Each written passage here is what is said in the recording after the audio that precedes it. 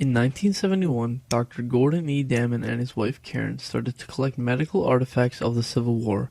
While this started as a hobby purely derived from interest, it soon became much more than that. They started to aspire to share this collection with the public, so they came up with the idea of making a museum. The museum was incorporated in 1990. Despite not yet having a physical location, it began holding conferences on Civil War medicine annually. In 1993, the location of the museum was chosen to be Frederick, Maryland, due to it being the main location for wounded to be sent from nearby battles, as well as being close to many other Civil War sites such as Gettysburg, Antietam, Baltimore, and more. In 1996, the museum opened to the public and has been telling the story of Civil War medicine ever since. The Civil War was the bloodiest war in American history, with over 650,000 deaths. However, two-thirds of these deaths were not from bayonets and bullets, but of diseases.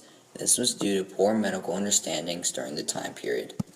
As the Civil War began, the practice of medicine was emerging from the heroic era, with its theory of bringing a balance to the humors of the body. Medical practitioners had no knowledge of germ theory or antiseptic practices. Both discoveries were still years away.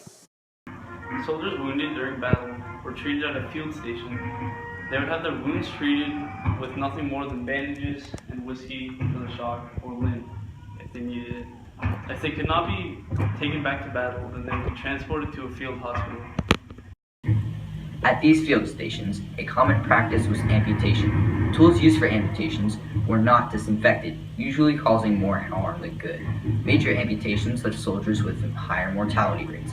For example, knee joints left soldiers with a 58% chance of dying. After some soldiers died, some were preserved through embalming. Embalming was unpopular in most situations, but it was used to send some soldiers' bodies home preserved. Embalmers were usually surgeons or pharmacists. Around 10,000 to 40,000 soldiers were estimated to be embalmed, which led to the practice being much more widely accepted around the country.